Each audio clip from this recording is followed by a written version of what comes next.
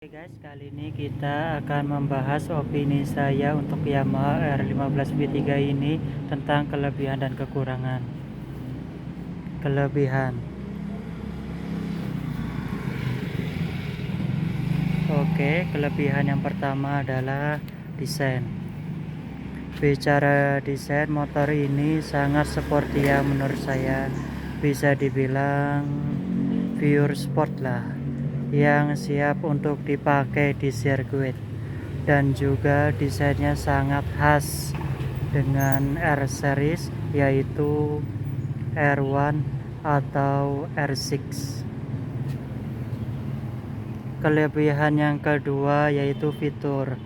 Bicara fitur, Yamaha R15V3 ini punya banyak sekali teknologi yang tidak ada pada generasi sebelumnya, bahkan dari kompetitor ya.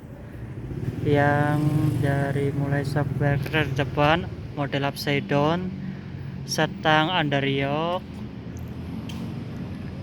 panel speedometer digital yang cukup lengkap, mesin 155 cc dengan VVA, assist and safer clutch koplingnya guys, swing arm aluminium panel banana ya guys, velg belakang berukuran 4 inci dan ukuran ban 140/70, dimana ukuran yang sama dengan Yamaha R25 atau dengan MT25.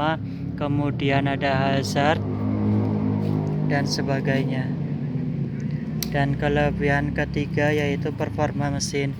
Performa mesin bagi saya itu sangat istimewa sekali ya, jika dibandingkan dengan Yamaha Saber, di mana mesin yang dipakai berkapasitas 155 cc, yang berarti lebih besar dari Saber, yang membuat tarikan bawah lebih nendang.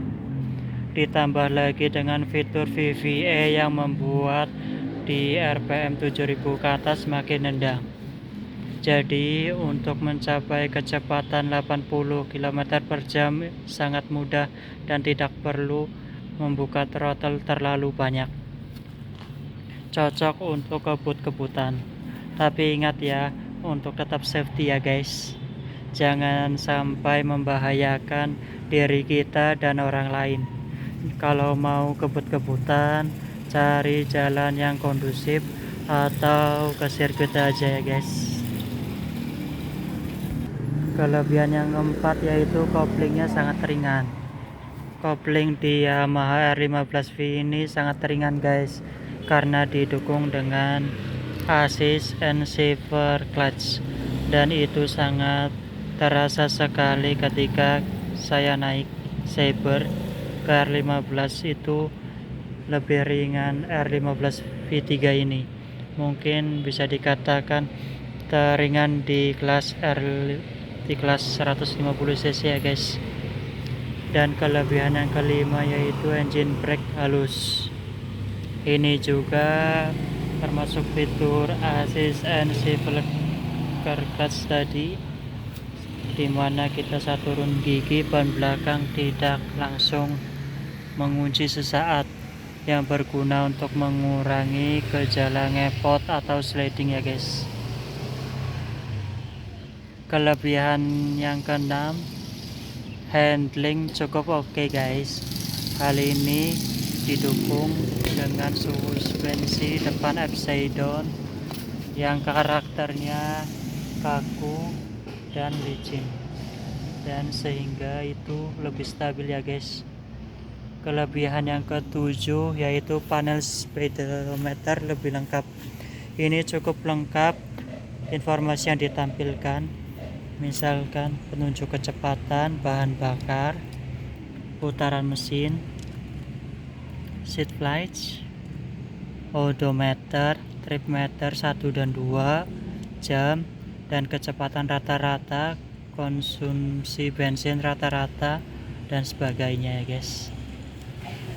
Dan yang unik adalah ada sapaan ketika menyalakan kontak dan juga mematikannya ya guys. Dan kelebihan yang ke-8 yaitu irit guys.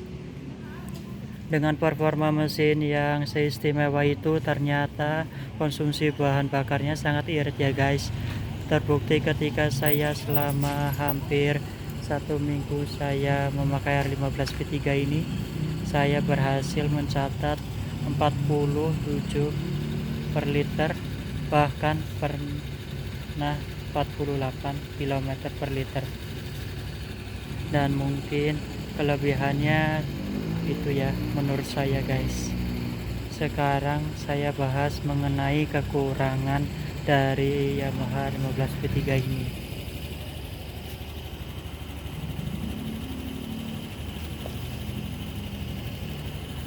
Kekurangan yang pertama yaitu posisi berkendara yang membuat cukup pegal. Ya ini resiko sih kalau punya motor sport firing ya, apalagi yang pure sport. Kalau riding sebentar sih oke-oke aja, tapi ketika dibawa agak lama, yang pertama yang terasa itu di telapak tangan, semakin lama merembet ke pundak, lalu punggung dan pinggang. Apalagi kalau melewati jalan yang menurun dan membawa tas ransel, apalagi pasti akan lebih pegal lagi ya guys. Kekurangan yang kedua, ukuran ban depan yang kurang besar guys. Ukuran ban depan R15 V3 ini 100/80 dan peleknya 2,5 inci.